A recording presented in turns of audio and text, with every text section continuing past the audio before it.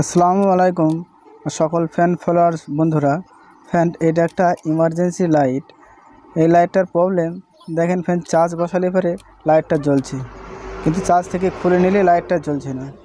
কি সমস্যা তোমাদের দেখাবো। দেখেন ফ্যান বোর্ডটা খুলে নেওয়ার পর দেখেন সার্কিটটা বাস্ট হয়ে গেছে, ক্যাপাসিটার বাস্ট হয়ে গেছে, রেজিস্ট্যান্স বাস্ট পুড়ে গেছে।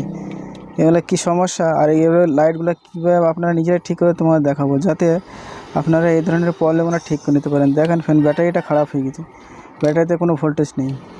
সার্কিটটা খুলে নিয়ে তোমাদের দেখাচ্ছি। দেখেন কি সমস্যা। এই ধরনের ছোট ছোট ফলগুলো আপনারা নিজেরা ঠিক করে নিতে পারেন। দেখেন ক্যাপাসিটারটা বাস্ট হয়ে পুরো আলাদা হয়ে গেছে। এখানে রেজিস্ট্যান্স আছে 1K, লাইটের জন্য ওটাও কেটে গেছে লাইটটা। সার্কিটটা থেকে ক্যাপাসিটারটা আলাদা করে খুলে নিলাম। ফ্যান একটু ধৈর্য ধরে দেখবেন, ভিডিওটা ভালো লাগবে, যাতে এই ধরনের প্রবলেমগুলো খুব বেশি হয় লাইটের। আপনারা দেখে যান, অল্প সময়ে আপনারা এইসব লাইটগুলো ঠিক করে নিতে পারেন। দেখেন রেজিস্ট্যান্সটা পুড়ে গেছে, ব্যাটারিটা খুলে ফেল দিচ্ছি, ব্যাটারিটা খারাপ হয়ে গেছে। ফ্যান ভিডিওটা ভালো লাগবে, কেটে কেটে দেখবেন না, তাহলে আপনারা কিছু ভালো বুঝতে পারবেন না। এই ধরনের লাইট আপনার পারলে 100% আপনারা শিখে যাবেন এই ধরনের প্রবলেমগুলো কীভাবে ঠিক করতে হয়। একটা ফ্যান নতুন ব্যাটারি লাগালাম, 4 ভোল্টের নতুন একটা ব্যাটারি লাগালাম। দেখেন ব্যাটারি লাগানোর সঙ্গে সঙ্গে লাইটটা জ্বলছে, কিন্তু অন অফ হচ্ছে না। কম বেশি হচ্ছে কিন্তু অফ হচ্ছে না সুইচে। তাই সার্কিটটা ঠিক করে নিই। দেখেন ফ্যান একটা ক্যাপাসিটার লাগালাম, 470 mAh 25 ভোল্টের ক্যাপাসিটার।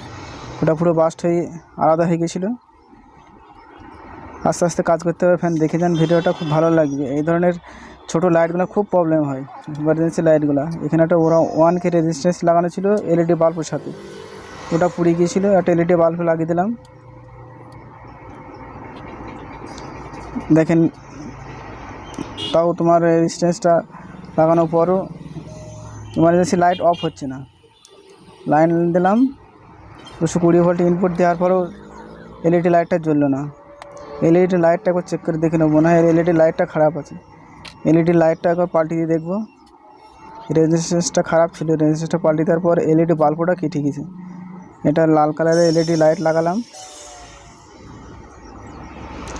এভাবে করে আপনারা নিজেরা ঠিক করে নিতে পারেন এই ধরনের প্রবলেমগুলো।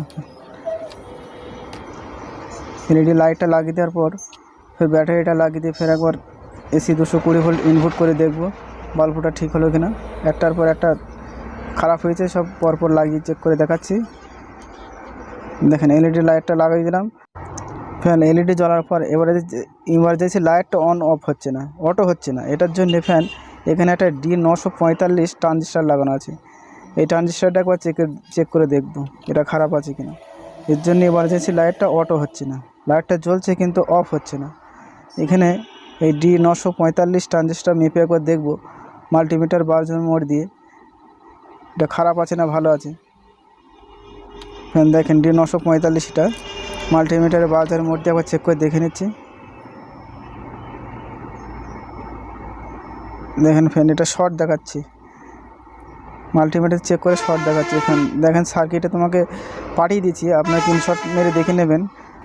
এর NPN ট্রানজিস্টার আছে,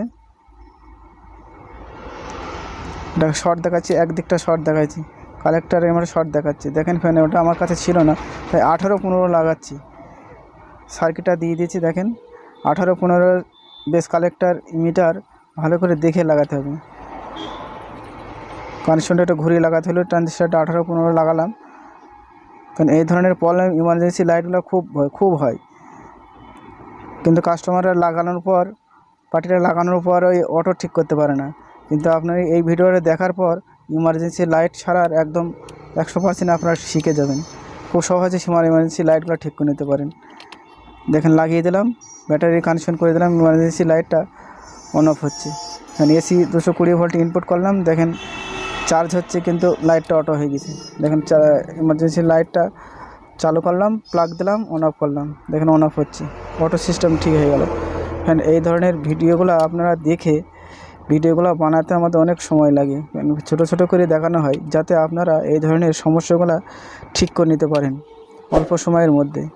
আর ভিডিওটা যদি ভালো লাগে এটা লাইক কমেন্ট করবেন, আর সাবস্ক্রাইব করা না থাকলে সাবস্ক্রাইব করে পাশের বেল আইকন ঘন্টাটা বাজিয়ে দেবেন।